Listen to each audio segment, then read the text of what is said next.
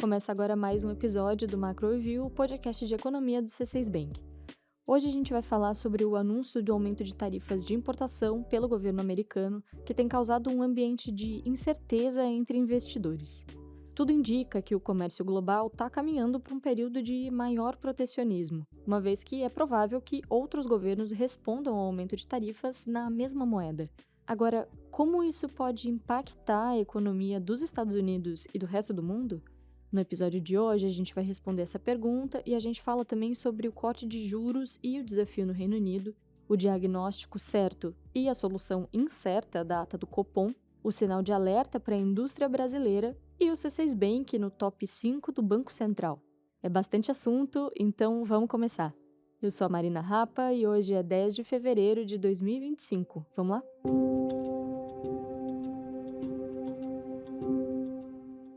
Durante a campanha eleitoral para a presidência dos Estados Unidos, as discussões sobre aumentos de tarifas comerciais começaram a ganhar força. Depois de Donald Trump assumir como presidente, essas medidas começaram a ser anunciadas, a princípio mirando México, Canadá e China. No caso de México e Canadá, houve um acordo e a implementação de tarifas de 25% sobre os produtos desses países foi adiada por um mês. E aí, como contrapartida, os governos mexicano e canadense se comprometeram a aumentar a vigilância das suas fronteiras com os Estados Unidos. Já no caso da China, a alíquota média para importação foi elevada de 14% para 24%. Essa medida está valendo desde o dia 1º de fevereiro. Em resposta, o governo chinês anunciou que também vai sobretaxar os produtos americanos. É importante dizer que essas decisões podem mudar, uma vez que Trump e o presidente da China, o Xi Jinping, eles se comprometeram a debater o tema em breve.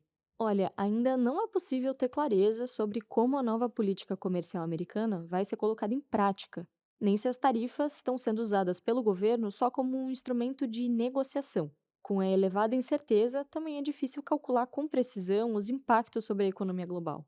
O fato é que momentos de aumento do protecionismo tendem a diminuir o crescimento ao redor do mundo.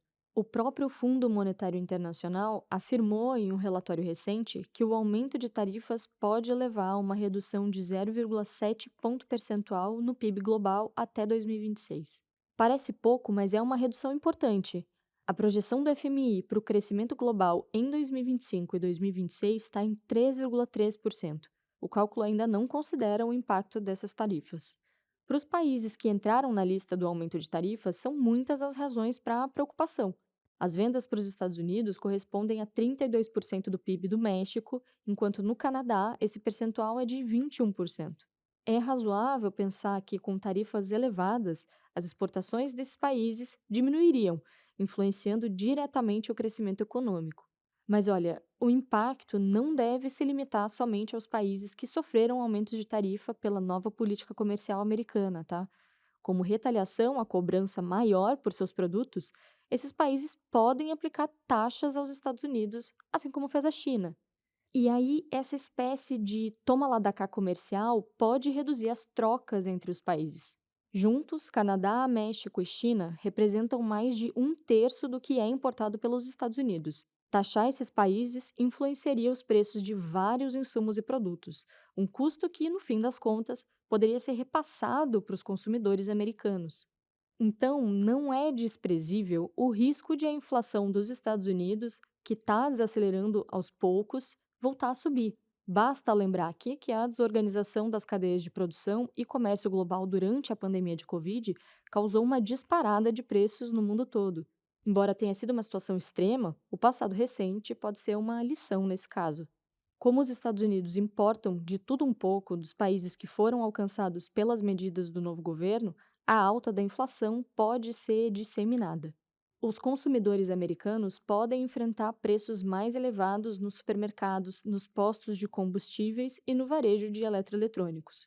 Do México, os Estados Unidos trazem, por exemplo, alimentos frescos. Do Canadá, petróleo. E da China, insumos para a produção de bens industriais. Se as tarifas forem implementadas para valer, a gente acredita que a inflação vai voltar a ser um problema para o Federal Reserve, o Fed, que é o Banco Central Americano.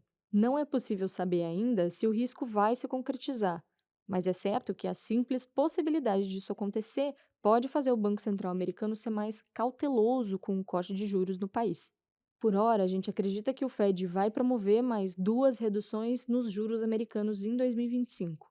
Mas olha, a gente não descarta a possibilidade de um momento de incerteza levar a autoridade monetária a esperar para ver o desenrolar das políticas comerciais do novo governo. Mas por que, afinal, o Fed está de olho nesse assunto? E por que, na prática, as tarifas são uma questão para o crescimento da economia? Quem vai explicar isso melhor é a Cláudia Rodrigues, responsável pela cobertura de internacional no C6 Bank. Marina, antes de eu responder as suas perguntas, vale a pena a gente dar um passo atrás para olhar o que aconteceu no passado recente. Nas últimas décadas, o comércio externo se tornou uma parte relevante para o crescimento da economia global. Com o passar dos anos, a expansão do comércio permitiu que países se especializassem na produção de determinados bens e serviços, de acordo com suas disponibilidades de recursos e know-how. Então, isso acabou criando uma rede de trocas globais, a chamada globalização. Hoje, um único produto, como um celular, pode depender de partes produzidas por várias dezenas até de países. Nesse contexto, a imposição de tarifas acaba encarecendo a produção para todos os envolvidos. Imagine uma fábrica americana que produza componentes eletrônicos na China, e são várias. Se antes essa fábrica pagava uma taxa de 14% para trazer um insumo, agora essa alíquota foi para 24%. Então, esse aumento do custo de produção tende a ser repassado para o produto final, aumentando o nível de preços. Isso significa que o consumidor americano vai precisar pagar mais caro para comprar esse eletrônico, mesmo que ele seja produzido nos Estados Unidos. É assim, na prática, que podem surgir novas pressões inflacionárias como as que a gente citou. Cláudia, e como esse efeito é sentido no PIB? Olha, se as tarifas realmente começarem a valer e os produtos ficarem mais caros, menos pessoas tendem a comprá-los, certo? É só pensar que isso causa uma reação em cadeia. O preço sobe, o consumo tende a cair. Com a demanda menor, as empresas produzem menos, os empresários então começam a vender menos e investir menos, e por fim, isso tende a diminuir a atividade econômica. Além de toda a questão do menor crescimento, vamos lembrar que se as tarifas causarem um aumento da inflação, os bancos centrais podem manter os juros mais altos ou podem até elevar as taxas. E juros altos costumam ser um obstáculo para o avanço do PIB. É por isso, Marina, que um cenário de maior protecionismo global é de fato uma preocupação e pode diminuir o crescimento do mundo no futuro. Agora o assunto é Reino Unido. Por lá, o Banco da Inglaterra reduziu a taxa de juros de 4,75% para 4,5% ao ano. Foi o terceiro corte desde o início do ciclo de alívio monetário, em agosto. Na ata, o comitê justificou a decisão com base no esfriamento da inflação e na moderação do ritmo de aumentos dos salários. Mesmo assim, a autoridade prevê que a variação de preços vai continuar acima da meta de 2% até pelo menos 2026. O índice de preços ao consumidor, que é o CPI, esse índice acumula alta de 2,5% nos 12 meses até dezembro.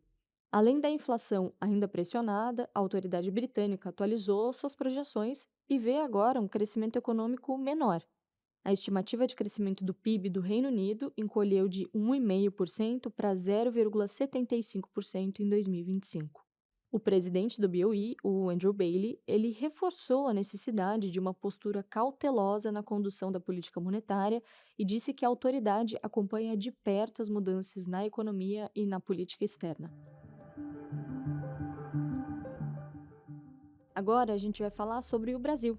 O Banco Central publicou a ata da última reunião de política monetária em janeiro, quando a decisão foi de uma elevação de 1 ponto percentual da Selic para 13,25%. Nesse documento, o Comitê de Política Monetária, que é o Copom, ele detalha os fatores que podem pressionar ainda mais a inflação no futuro. A autoridade citou o sobreaquecimento da economia e sinalizou que o PIB precisa desacelerar para que os preços cedam. Além disso, foram listadas preocupações com o quadro fiscal e com a consequente piora das expectativas de inflação e a valorização do dólar. Mas olha, mesmo que o comitê tenha feito um detalhado diagnóstico dos desafios para a política monetária, ele não indicou qual ação adicional vai ser adotada para reverter esse cenário. Só o que ficou claro é que o Banco Central vai promover mais um aumento de 1 ponto percentual nos juros em março, conforme ele tinha sinalizado em dezembro do ano passado. Depois disso, o futuro da política monetária está indefinido, o que abre a possibilidade para um novo cenário em que o Copom não elevaria a Selic até o patamar esperado por analistas de mercado. Por hora, a gente acredita que a Selic vai subir até 15% e permanecer nesse patamar até o final de 2025. Mas é importante lembrar que o próprio modelo de projeções do Banco Central mostra que juros em 15% trariam o IPCA para 4% no horizonte relevante de política monetária. Ou seja, 15% não são suficientes para levar a inflação para a meta de 3% no médio prazo. Se a gente considerar apenas o modelo do BC, fica evidente a necessidade de juros mais elevados, além de 15%, para o controle da inflação, mas as próximas decisões do comitê ainda estão em aberto. A gente fala agora sobre a indústria brasileira, que cresceu 3,1% em 2024, segundo dados divulgados pelo IBGE na semana passada. Apesar do balanço positivo, os números mostram que o setor começou a desacelerar no final do ano passado, e uma prova disso foi o encolhimento de 0,3% da indústria em dezembro. A razão para o esfriamento da atividade industrial é a elevada taxa de juros. Com a Selic em alta e com perspectiva de continuar subindo, os empresários tendem a reduzir os investimentos nas fábricas. A queda na chamada formação bruta de capital fixo deve contribuir para que a indústria encolha 1,8% em 2025, na nossa visão.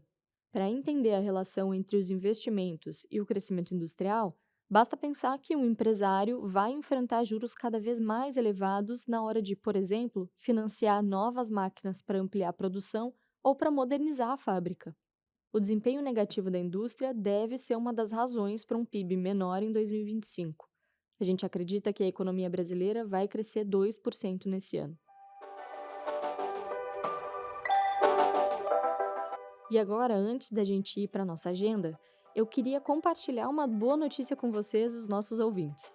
Nós ficamos entre as instituições financeiras que mais acertaram projeções para os principais indicadores da economia brasileira em 2024.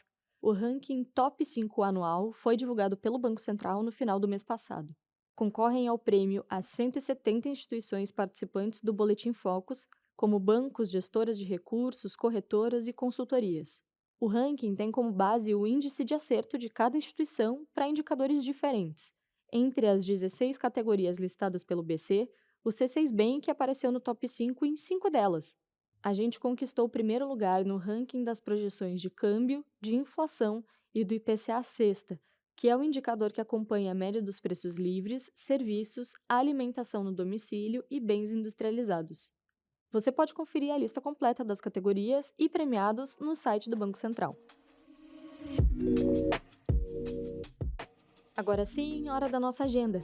Eu compartilho agora os dados econômicos que a nossa equipe acompanha nos próximos dias.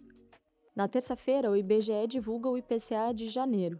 A gente espera uma alta de aproximadamente 0,2% por mês, com destaque para deflação em energia elétrica devido à inclusão do bônus de Itaipu nas contas do mês. Na quarta-feira, o IBGE publica a Pesquisa Mensal de Serviços, a PMS de dezembro. A gente projeta que o setor tenha crescido 3% no ano de 2024. Na quarta-feira, saem os dados de inflação ao consumidor nos Estados Unidos, o CPI. A nossa expectativa é de que o núcleo da inflação americana continue elevado, com pressão principalmente do custo de serviços. Na quinta-feira, a gente fica sabendo o resultado da Pesquisa Mensal de Comércio, a PMC, também de dezembro. A gente espera que o varejo ampliado tenha registrado uma expansão de 4,2% no ano passado. E para fechar a semana, também na quinta-feira, vai ser divulgado o PIB do quarto trimestre do Reino Unido. A gente espera uma leve retração no período. Bom, pessoal, é isso. Chegamos ao fim de mais um episódio, que foi bem cheio nessa semana, né? Muito obrigada por nos acompanhar até aqui. Meu pedido hoje é para você deixar um comentário na nossa caixa de perguntas contando o que você achou do nosso episódio de hoje. Que tal? Quem faz parte da equipe econômica do C6 Bank são Felipe Salles, a Cláudia Moreno, a Cláudia Rodrigues, o Eliezer Jacob e o Felipe Mack. A produção e o roteiro são desse time todo, junto com Bianca Alvarenga, Marina Rapa e Matheus Zanin. A edição de som é da Thaís Andréia. A gravação fica com a Rafaela de Oliveira e a divulgação nas redes sociais é da Maria Fernanda Pedroso. Lembrando que você pode seguir o Macro Review na sua plataforma favorita de podcasts. Assim, quando a gente publicar um novo episódio, você vai ser notificado. É bom para quem quer ficar por dentro da economia e para quem quer conhecer uma visão original dos fatos econômicos. Uma boa semana para você e até a próxima!